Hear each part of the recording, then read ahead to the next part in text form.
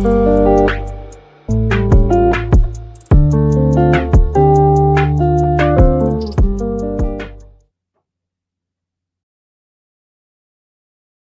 สงค่าพี่น้องผู้ชมยินเสียงใต้ตีนนับยำคุโซกุปาย้มหลีกตางสายลมอีกปาดังขาวลุงแรงเปิงอยู่ที่สายลมเสปล่อยเสียงมาหอดแผ่วถึงพี่น้องขากวาดแห่งวันหนึ่งเขาย้อนหาตังหักแม่ตาตังนิมใจตังโจมเสือมนเปียวตีลูกตีเถาลาพระเป็นเจ้าเฮาคามาแต่อยู่ในหัวใจเฮาคากว่าหังเผอหังมันสิกำค่ะมีวันหนึ่งค่ะพี่น้องก็หนึ่งมาจูเสียเฮาค่ะตีเฮือนค่ะนะเขาลาดว่ารองของพระเป็นเจ้าที่เสียเฮาโฮอยู่เนี่ยข้ามหมอยุ่ม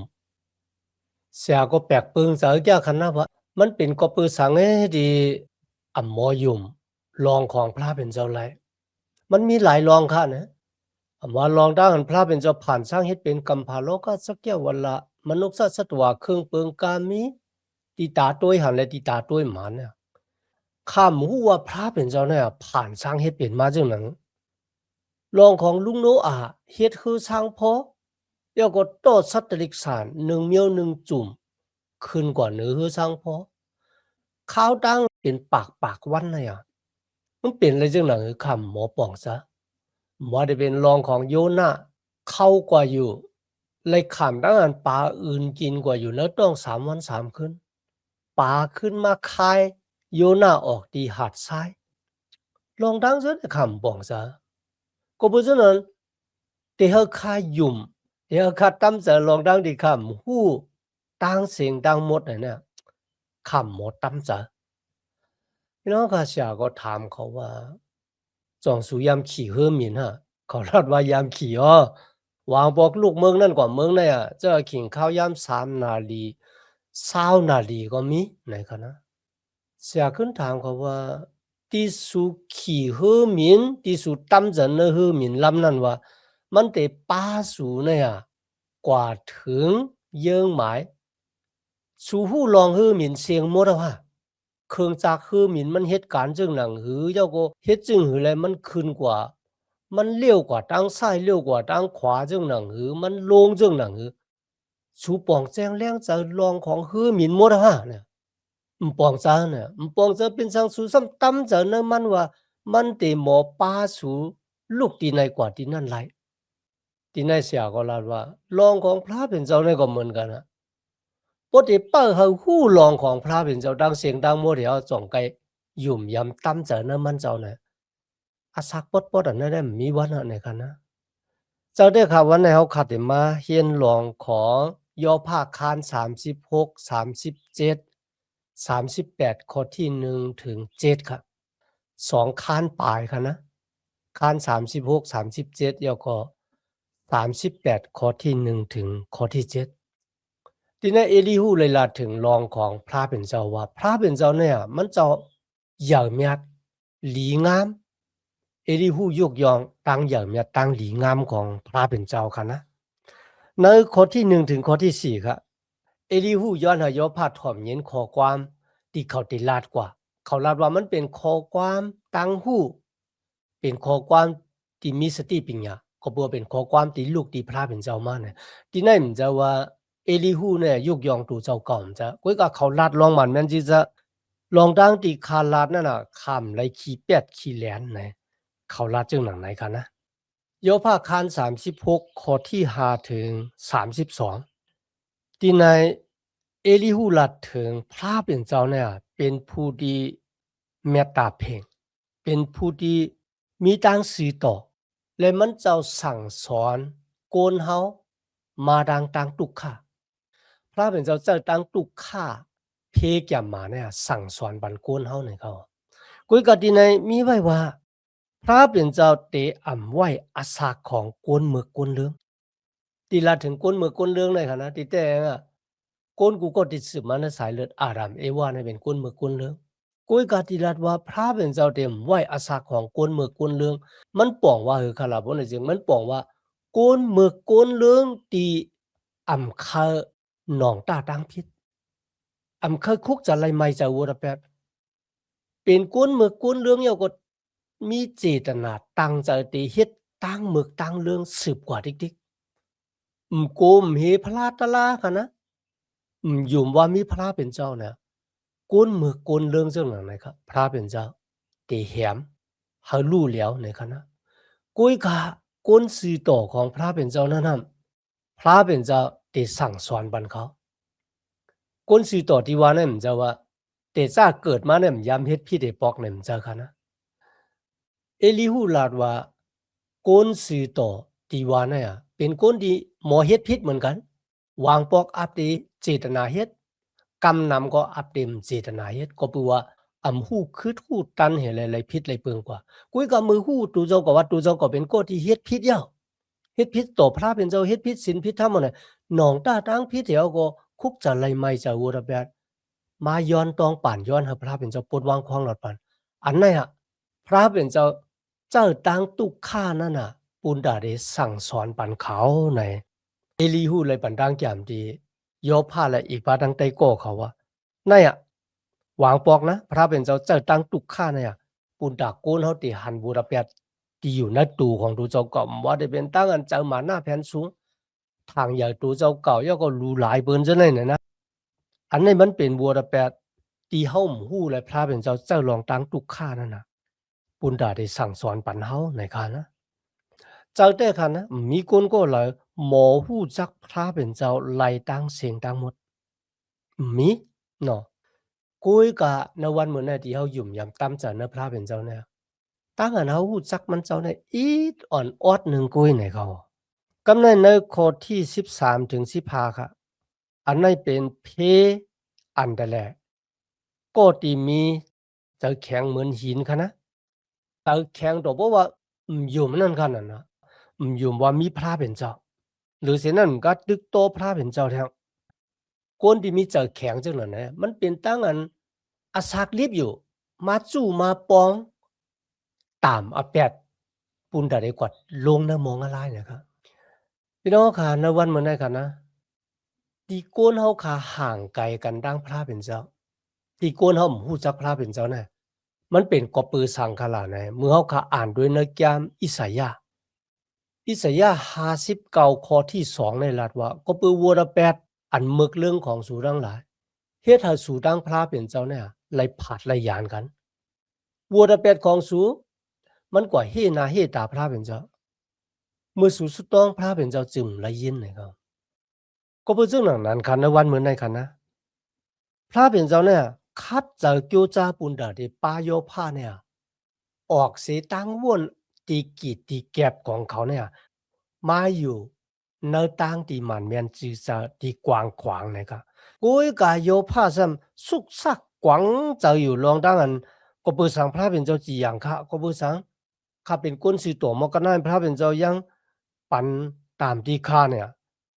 โยผ้าใหม่จะลองดังจีอย่างโยก็เขาก็จะลำพระเป็นเจ้าก็เปิดซึ่งไหนครับเอลิฮูปันสติฟังสติเขาว่า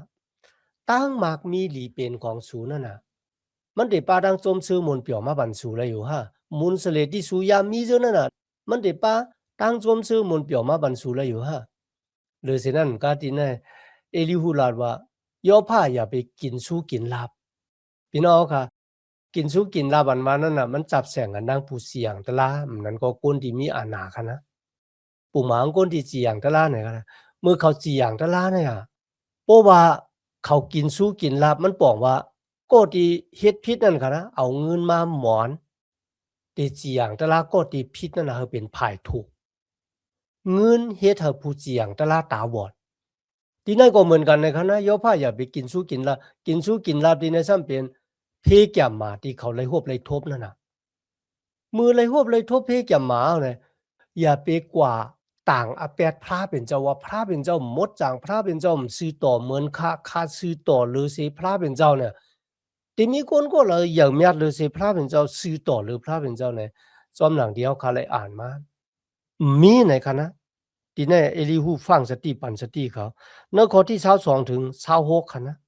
พระเป็นเจ้าเป็นพระเป็นเจ้าที่อย่างเมียดมีคนก็เลยที่มาสอนพระเป็นเจ้าพอมีคนก็เลยมาสอนพระเป็นเจ้ามันบอกว่ามันจ้าหนาวค่ะนะ ระเป็นเจ้าหลู่เฮ็ดจังไหนพระเป็นเจ้าหลู่ผ่านช้างจังไหนพระเป็นเจ้าหลู่อู้เปิงพ้องงำจังไหนพระเป็นเจ้าหลู่จีหยังจังไหนเนี่ยบ่มีคนก็ละมาสอนพระเป็นเจ้าไรนะมันป้องว่าคนนั้นน่ะแก่หนาก็บ่จังไหนพระเป็นเจ้าป้าเนี่ยมันจะเป็นผู้เหยียบเมียดมันจะยำเฮ็ดผิดต่อคนเฮาสิบ่มีคนก็ละสอนมันเจ้าไรหรือสินั้นมันก็ตั้งเหยียบเมียดของพระเป็นเจ้าเนี่ยมีคนก็ละหมอฮู้จักมันเจ้าเจๆจอดๆพี่น้องค่ะอย่าไปว่าพระเป็นเจ้าไว้ละกัมพาโลก็สักแก้วว่าละที่มันเจ้าผ่านช้างเฮ็ดเป็นมาเนี่ยปลูกหมางหมอกหมากไม้เนี่ยพี่น้องเขาฮู้จักต้นหมอกต้นหมากหลายเมียวยามหันเจียวค่ะนะก้นกำนำค่ะนะตัวหนังหมอกไว้ค่ะนะมันมีหลายเมียวอายะสามันเป็นหือตั้งหอมตั้งห้วยมันหมอกมันสีมันหมากมันเป็นหือเนี่ยก้นกำนำค่ะนะแต่ว่าตั้งเสียงไหนก็เลยครับตายกว่าลุยดั้งดิมหูจักเจครับอันนี้เป็นน้ำตีนลายมือที่พระเป็นเจ้าผ่านสร้างมาพุ่นโปติลาถึงพระเป็นเจ้าป้าในพวกไหนจึงมีคนก็เราหมอหูจักมันเจ้าเจจอดไรเจ้าเต้ค่ะนะมันเจ้าเป็นสลาโลงที่ว่าไหนก็เลยเหมือนเรื่องเดียวค่ะไรหันมือจุยสู้มาสั่งสอนค่ะนะโกนดังหลายแปลกเปิงเจ้าว่ามันเอาความสอนที่เรามาสอนอันนั้นเนี่ยความสอนมันเนี่ยเตรียมเลยว่าทางอ่านตันคูเนี่ยมันเจ้าเป็นเจ้าพระที่อย่างเมียดเนื้อข้อที่27ถึง33ค่ะนะอาณาตันคูของพระเป็นเจ้าอยู่ในสภาวะโลกาที่เขาขาหันอยู่นั่นนะมีพละนะครับที่อุปเปิงมวยขาบเฮามวยขาบตกลงมาไหนครับ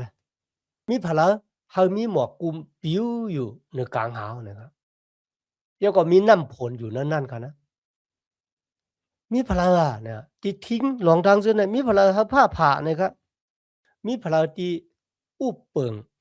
เหนือสภาวะดังเสียงดังหมดเนี่ยพี่น้องค่ะมีปยเอลิฮูหลัดว่าพระเป็นเจ้าเจอสภาวะว่าจะเป็นเพศสภาวะก็ย่อเฮามันเป็นอากิวต่อก้อนหนึ่งแหละเฮามันเป็นตั้งอันจีอย่างตั้งอันสั่งสอนก้นแทงก้อนหนึ่งจอมหนังเดียวขายำเลยฮะนะอันว่าอิงสันแผ่นดินไหว5ภัยไม้5สึนามิ5จังได๋คะนะวางก้อนนะอยู่ในเกณฑ์กลางเพอุบาทกุ้ยกะข่มตายเฮือนเขาข่มรุ่มเดียวเนี่ยก็มีอันนั้นเอาเป็นตั้งอันพระเป็นเจ้าย่านนี้เมตตากรุณามันเจ้ากุ้ยกะวางก็พระเป็นเจ้าก็เจ้าเพศภาวะเนี่ยจีอย่างสั่งสอนปุณดาเขาได้คุกจะไรไม่จะวุฒิแบบและสภาวะที่พระเป็นเจ้าอุปเปิงอยู่มาได้เป็นผ้าผ่ามวยขาบผลตกมันเป็นอากิวต่อสภาวะมาเขาหงเขากามีดังสิ่งนั่งหลงก็เพราะฉะนั้นครับนะมีคนก็เลยฮู้จักพระเป็นเจ้าป้าในไรมันจะเป็นพระเป็นเจ้าที่เป็นสลาที่อย่างเมียแต่มีคนก็เลยเป็นสลาเพียงมันจะเป็นเจ้าที่มีอาณามุนพุ่งดันโคคุยกับมันจอมไหลทางเลขดูหลายโกนที่มันจะผ่านสร้างให้เป็นมาจอมหนังห่างผางมันจะเป็นพระเป็นเจ้าที่มีสติปัญญามีที่เติกเหมือนโกนเขาในมันจะเป็นพระเป็นเจ้าที่อุปเปิงอุปทิ้งสภาวะตั้งอันเป็นกว่าอยู่นจะแก้วเวลามนุษย์สัตว์เครื่องเปิงกรรมมีดังสิ่งดังหลงกำเนาเข้ามาถึงโยภาคคาน37ค่ะนะที่ในค่ะเอลิฮูเตลัดนี่โกนดังหลายพระเป็นเจ้ามันเจ้าตั้งเหยื่อเมียดของมันเจ้าเนี่ยเปียนี่โกนเฮามาดังสภาวะตั้งเหยื่อเมียดของพระเป็นเจ้าเปียนี่โกนเฮามาดังสภาวะเนี่ยในข้อที่1ถึง5ครับเอลิฮูลาดว่าพระเป็นเจ้าเฮาผ้าแมบเฮาผ้าผ่าลงมาอันนั้นเป็นเสียงของพระเป็นเจ้าเป็นเสียงที่ลีโกลีเฮแต่มันผ้าผ่ากำหนึ่งนั่นเนี่ยเสียงมันบ่หลังลงกว่าบ่จอดบ่เจนต้องผ้านี่ครับหรือฉะนั้นมันก็มีพลเตเฮกังไลเต็มเฮาผ้าผ่าเมืองเฮาเต็มเฮาผ้าผ่าที่นั่นเต็มเฮาผ้าผ่าที่ไหนมีเผยเฮ็ดไรอันนั้นแหละเนี่ยพระเป็นเจ้ามันเจ้าเหยื่อเมียดน่ะเฮาโกนไหลตัวหันมาดังสภาวะที่มันเจ้าผ่านสร้างให้เป็นมาผ้าแมบผ้าผ่าเป็นเสียงของพระเป็นเจ้าหรือฉะนั้นมันเจ้าเหตุการณ์เหยื่อเมียดตีโกนเฮาหมอป่องแจงแรงเจ้าไรแต่ค่ะนะ ตั้งอย่างเมียที่มันเจ้าเฮ็ดเนี่ยก้นหมอปองแจ้งนั้นซะก็บ่สังนะวันมื้อไหนตาเฮาด้วยมันแรงคั่นนะแรงพงอินเทอร์เน็ตจังเนี่ยนะก็บ่สังก้นเฮาซ้ำเอามาเจ้าไรมันแลนกว่าจังหือห่างผางก้นอยู่อเมริกาน่ะเมืองใต้อูบกันเลยหันหน้าหันตากันมันปิวมาจังหนังหือพี่น้องครับพระเป็นเจ้าเฮ็ดแรงไว้จังได๋มีคนก็ละป่องแจงแรงจังแลตีนายเฮ็ดคาคุกจังไลตี100ซีหน้าไว้สิพระเป็นเจ้าปากลมีวิเศษละออกป้นสิขี้คาในเมืองอียิปต์4ปาก30ปีข้ามน้ำปางหลายแรงมาถึง100ซีหน้าคั่นนะตี100นั้นพระเป็นเจ้าลัดต่อกลมีวิเศษละเขารวยเสียงผ้าแมพผ้ากฎมีอยู่สิล่ะกูป้ากันปายเอาก็ลาติโมเสว่าเฮาโมเสขึ้นกว่า100สินากว่าถ่อมปิงหยับตะลาพระเป็นเจ้าลาจึงเหี่ยวเฮามาลาดเขากำลืนเฮากูน่ะบ่อยู่ที่ไหนถ่อมเสียงพระเป็นเจ้าลาต่อเฮาตายลีเลียเนี่ยโยภาคคัน37ข้อที่6ถึง13กันนะพระเป็นเจ้าอุบเปิงอุบทิ้งอย่าติอุตุอีกปาดังเพสภาวะอย่าติอุตุขิงไม่ขิงกัดขิงโผลกันนะเพสภาวะก็มีเจน่ะเนาะว่าได้เป็นอิงสันแผ่นดินไหวว่าร้อยไพ่แตกมาว่าเปิบน้ำปางหลายสึนามิในเจ้าในกันนะพระเป็นเจ้าอุปเปิงพองงามเพราะว่าหวังพอพระเป็นเจ้าเฮาผลตกลงมาในกันนะพี่น้องค่ะโกนก็กาอะไรกึดตั้งอันเหตุการณ์นะสัตว์เด็กสารก็ม่วนเขาในหูธรรมนั่นสมัยแก้มเด็กเราว่าพระเป็นเจ้าเจ้าผลหลงล้มหลงเหมือนเจ้าหนังควานเฮียวปุนดาได้สั่งสอนปันโกนอีกบาดังตั้งอันเปียนี่ตั้งหักเมตตาของมันเจ้าเนี่ยนั่นครับมันเจ้าอย่างเมียจังหนังไหนมีคนก็เหลือคณะอุปเปิงอุปทิ้งสภาวะโลกาญาติอุตุลงเนี่ยเดมาปูดลายขิงไม้เฮาเป็นขิงผลเฮาเป็นขิงกัดในมีคนก็เลยเฮ็ดไรครับเอลิฮูสืบลาดกว่านะข้อที่14ถึง20ค่ะในคัน37ค่ะนะสติปัญญาของโกนเนี่ยมีตีเติกมันให้เขาตื่นขึ้นมากลางนาค่ะนะเขาคาเลยหันหมอกกุมปิ้วกว่าหมอกกุมที่อยู่เหนือต้องผ้าเลยค่ะนะที่อยู่ในเมืองเขาที่อยู่ในเมืองเปิ้นน่ะวันหนึ่งเลยวันหนึ่งก็เหมือนกันจะว่าหมอกกุมมือว่าเป็นจังไหนมือไหนก็เป็นจังไหนก็มันจะเขาหมู่เลยพระเป็นจะอุบเปิงหมอกกุมจังหนังแต่ค่ะนะอเมริกาเนี่ยมีลมผิวหุงเฮอริเคนว่าทอร์นาโดนะอัลโลมันยุกยองเอากาขึ้นกว่าเป็นลำค่ะนะปยอก็ปล่อยตกมากขึ้นนี่นะลมผิวหุงลมช้างแข้งเนี่ยโกนเฮาเห็มเลยค่ะนะอย่าไปเฮิงมีไหนเห็มเลยพระเป็นเจ้าอุบปึงอุบทิ้งอยู่ค่ะนะหรือสินั่นก็โกนเฮาหมอซับแรงสร้างล่างว่าลองดังเจอเนี่ยมันปอเป็นมาจังหนังโยภา37ข้อที่21ถึง24ครับอันนี้เป็นตังแรงที่ลีโกลีเหที่พระเป็นเจ้าผ่านช่างเฮ็ดเป็นมานะครับพี่น้องค่ะเฮายักด้วยกลางวันนะครับเพราะว่ายักด้วยกลางวันนะเขาดัง1นาทีนั่นเนี่ยแพบตาเนี่ยตาบอดเลยครับอันนี้เป็นแสงกลางวันเว้ยนะครับนะก็เลยบอกว่าตียักด้วยพระเป็นเจ้าเนี่ยมันได้มอกาหือนะครับนะกำเนิดเพราะว่าเขาได้ยักโดยพระเป็นเจ้าเนี่ยมันเจ้าเป็นผู้ที่มีอาณาเหมือนพุงตันโคเหย่าเมียดคือหึงเปิงเสาเลยเป็นเดียนลีโกลีเฮได้แต่กวยกับพระเป็นเจ้าก็เต็มเลยป้านะตั้งอันซีโตก็เป็นเรื่องนั้นค่ะนะพระเป็นเจ้าป้าเนี่ยมันเจ้าเป็นเจ้าพระดีโกนลอกากูก็กูกับกึ่งเถิกโยเสกูยามันเจ้าเอลิฮูลาจังหนังไหนเจ้าเด้อค่ะมันจะเป็นเจ้าพระที่มีอาณาหมุนพุงตันโคกามีดังเสียงดังหลงและอุปเปิงพองงำสภาวะโลกะมาได้เป็นหมอกกุมว่ามวยขาบว่าภาพแม่ภาพผ่าวะเนี่ยพระเป็นเจ้าป้านให้เป็นผู้อุปเปิงอุปทิ้งอยู่มันเจ้ามีอาณาเจ้าหนังในเสตามันเจ้าก็เจ้าอาณาเนี่ยเฮ็ดลองตังมีลองมีตังเนี่ยมันเจ้าค่ะพระเป็นเจ้าอยู่เหนือตั้งอันโกนเดหมอป่องแจงแรงเจ้าหู้จักมันเจ้าไรต่างเสียงต่างหมด มันเจ้าเป็นเจ้าพระตีหลีอยู่เสกูย้ำตีหลีเฮ็ดวัดกูกวายแต้ๆในเอลีฮูไหลสับแรงสร้างล้างจังหนังไหนกับแนวคำมาถึงโยภาคคาน38อันในพระเป็นเจ้าที่เป็นก็ตีลัดต่อโยภาเขาเนื้อขิงนั่นนะครับรวมผิวหุงในสมัยแก้มรีข้องว่าผลหลงลมหลงเนี่ยครับนะปัดมามีเสียเจ้าหลายป้าก็ยุ่มว่าเมื่อลมผิวหุงมาเนี่ยไต้ก็ของ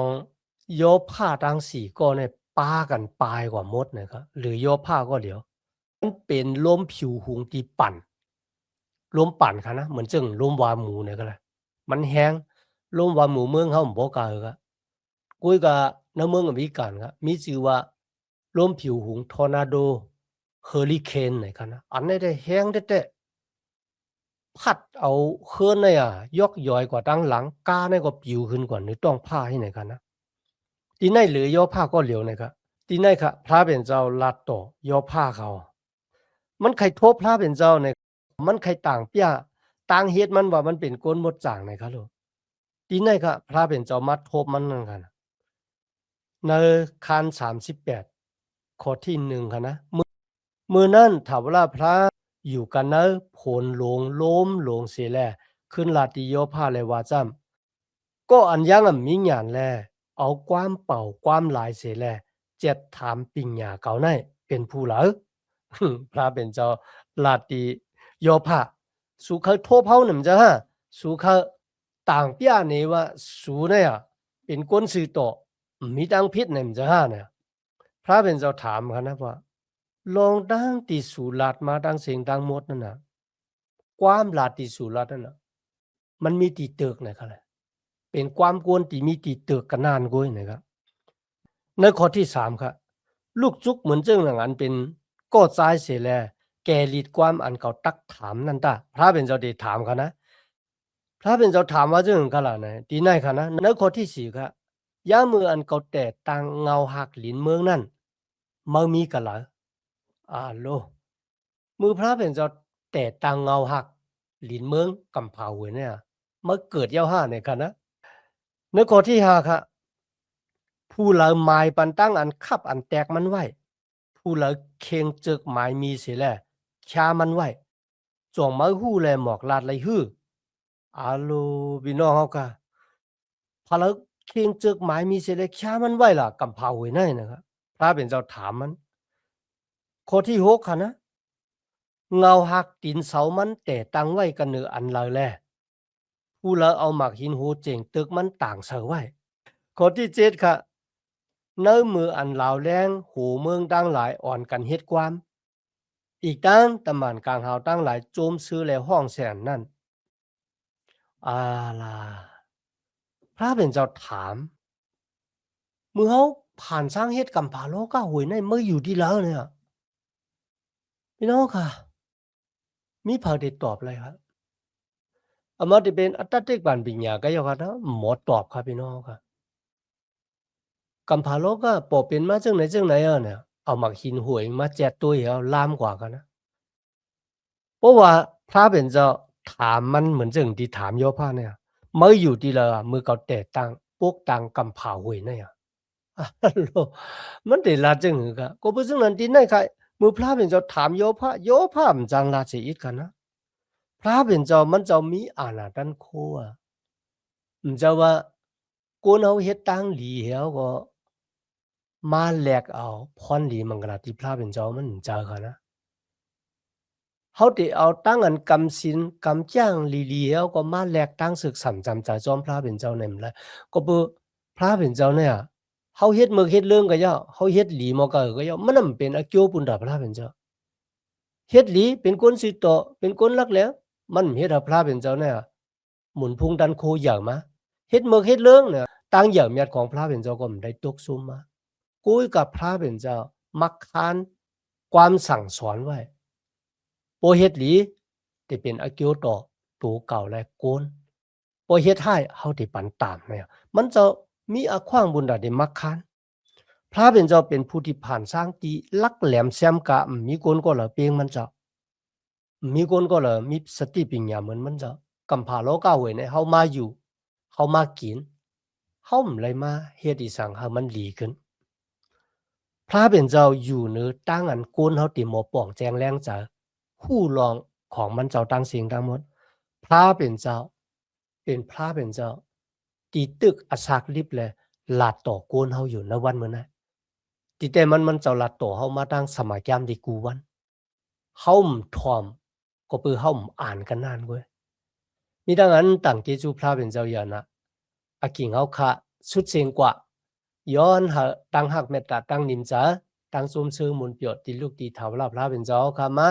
แต่อยู่นะหูเจ้าเฮาคักกว่าหังเผอหังมันสิกำค่ะมาสุงค่า